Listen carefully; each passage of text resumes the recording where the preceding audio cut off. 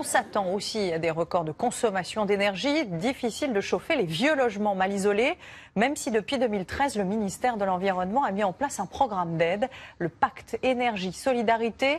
Trop peu connu, il permet pourtant de financer les travaux d'isolation et surtout de diviser la facture d'électricité par deux. Un exemple avec Laurent Delsol et Olivier Cresta.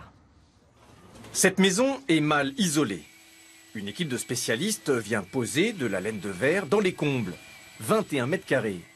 Tarif habituel de la prestation, 1 500 €. Mais pour la propriétaire, c'est 1 €. Grâce au pacte énergie-solidarité. Même pas 24 heures après avoir rempli le document en ligne, j'ai eu la réponse. Ça prend 5 minutes. C'est juste quand la personne m'a appelé, au vu des documents que j'avais déjà remplis en ligne, qu'elle m'a dit « vous êtes éligible ». Car ce programme est réservé aux personnes aux revenus modestes.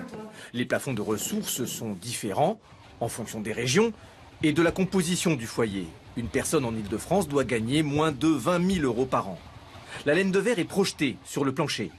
Cette technique restreint donc la mesure au comble perdu, uniquement. En 15 minutes, l'opération est terminée. Vous étiez là à midi, il est 12h51. Et c'est la moyenne. 20 000 maisons ont déjà bénéficié du pacte énergie-solidarité, mais pour le responsable du programme, 2 millions de logements peuvent en profiter. C'est de l'ordre de 25 à 30% des déperditions qui ont lieu par le toit. Donc on commence par l'isolation du toit, et après on peut se poser la question des fenêtres, des murs, du sol, et ce n'est qu'après qu'on se pose la question du chauffage. C'est ce qu'ont fait Anne et Toufik. Après avoir bénéficié du pacte énergie-solidarité, il y a 2 ans, ils ont isolé murs et fenêtres. Ça leur a permis de réaliser des économies supplémentaires.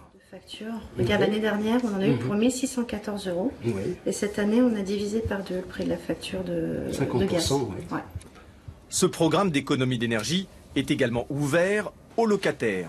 Dans ce cas, ce sont leurs revenus qui sont pris en compte. Il faut juste l'autorisation du propriétaire, qui dit rarement non.